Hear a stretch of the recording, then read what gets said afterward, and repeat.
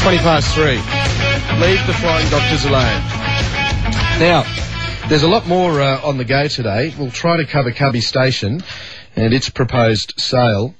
But most of the people involved in the retail industry have come out in one way or another today in response to the proposed emissions tax. And you may have heard Kate Carnell on my colleague Greg Keary's show this morning. Scott Driscoll represents the Retailers Association. It's another industry lobby group. And Scott's on the phone. G'day, mate. How are you, Smithy? Not bad.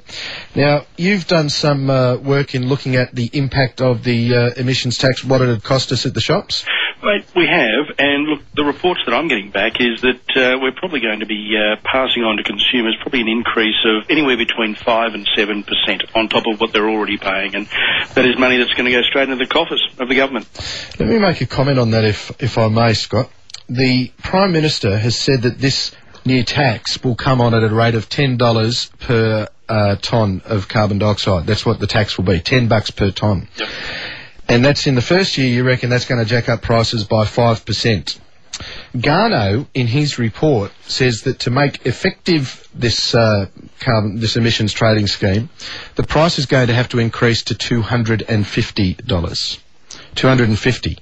Garno nominated a starting point of somewhere in the order of $50. Others have said 30. The Prime Minister has said to get the tax in, it'll start at 10, but it'll have to go up from 10 to $250. What's that going to cost on groceries? Oh, man, I think, you've just got to get the calculator out, put a lot of zeros, and I think you're on the money. This is something that is going to be, once this scourge is there, it will become cancerous, and we will be seeing this passed on. And, just to get the food on the table at night for families, it's going to be hit at every front, from the farm gate through to transport, to manufacturer, to the retailers. I mean, everyone's going to have to increase their prices, and at the end of the day, there's one group of people that are going to pay and pay through the neck, and that's the consumers.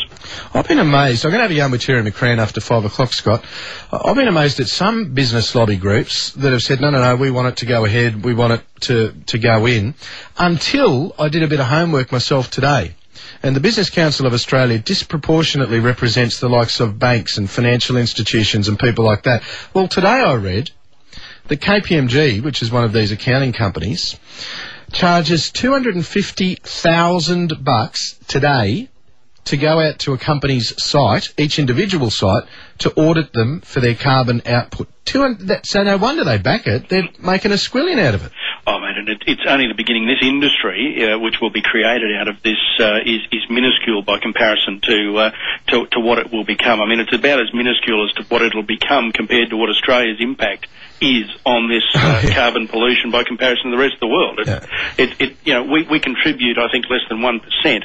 And yet we're going to be putting our people, our consumers, our retailers, farmers, etc., through hell and back just to be able to go along with some political scheme that somebody dreamed up. Are you lobbying, is the Retailers Association lobbying against it, mate? Mate, absolutely. I just think, this is something that is just dumb. It is dumb done from an economic point of view and also from a political point of view. I mean, we don't want to see this heat come back on retailers because, frankly, retailers will not make a dollar out of this, nor will the farmers or the transport companies. Yeah, you'll pass it through. Scott, thanks for having a yarn with me, mate. No worries, Smithy. All the best.